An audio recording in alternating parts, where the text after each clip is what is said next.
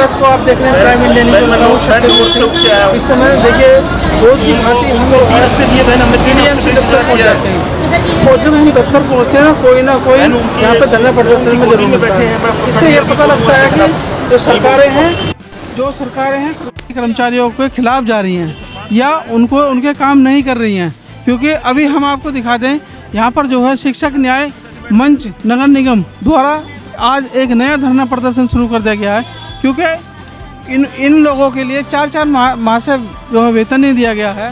दूसरा, और इनका जो है दीपावली का बोनस भी नहीं दिया गया है 4 साल से। तो और हमारे साथ जो है काफ़ी शिक्षक बैठे हुए हैं, और शिक्षक जो होता है देश का भविष्य होता है, देश को बनाने वाले यही होते हैं। उसके बावजूद भी इन्हें सड़कों पर आना पड़ जाए तो बहुत ही निंदनीय होगा।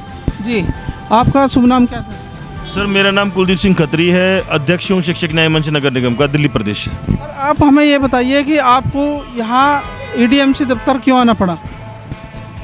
ये विडंबना है, देश की राजधानी दिल्ली में शिक्षक को रोड पर बैठना पड़ रहा है। 4 महीने की सैलरी पेंडिंग है, जिसकी 1 महीने की सैलरी नहीं मिलती। उससे पूछो घर कैसे चलता, तो 4 महीने हो गए। लाखों रुपए के एरियर्स बकाया हैं।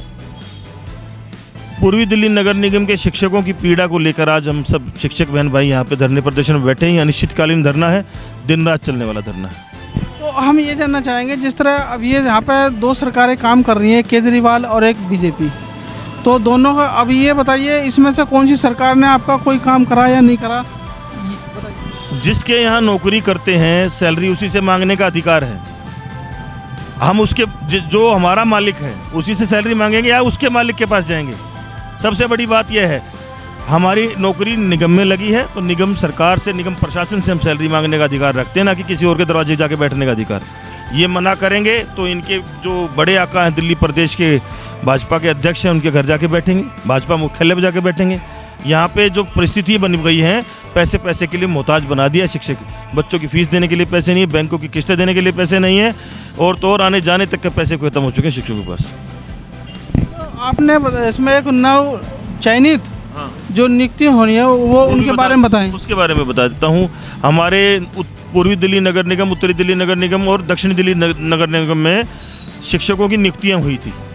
उनको ज्वाइनिंग देनी थी, डॉक्यूमेंट वेरिफिकेशन होने थे। इन्होंने डॉक्यूमेंट वेरिफिकेशन तो कर ली, पर उनको ज्वाइनिंग देने का काम नहीं कर रहे लोग। उनको पिछले 1 साल से लटका रखा है।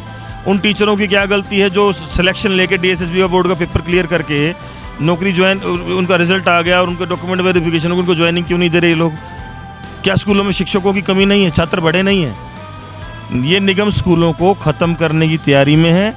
जिस प्रकार से स्कूलों को सरप्लस करके, मर्ज करके, और इस प्रकार से स्कूलों की ज़मीनों को खाली किया जा रहा है, उनकी ज़मीनों को बेच करके ये काम अपना घर बसाना चाह रहे हैं।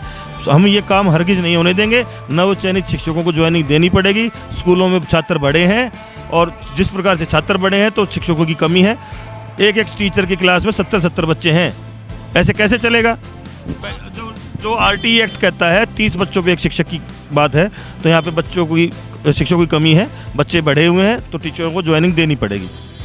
चलिए, ये थे खत्री साहब जिन्होंने अपने हर सवाल का बेबाकी से जवाब दिया, और उन्होंने बताया कि जो निगम प्रशासन है स्कूलों को बिल्कुल समाप्त करने की ओर कार्य कर रहा है, जो हम बिल्कुल हरगिज़ नहीं होने देंगे। कैमरामैन निर्मल के साथ सतबीर सिंह, दिल्ली।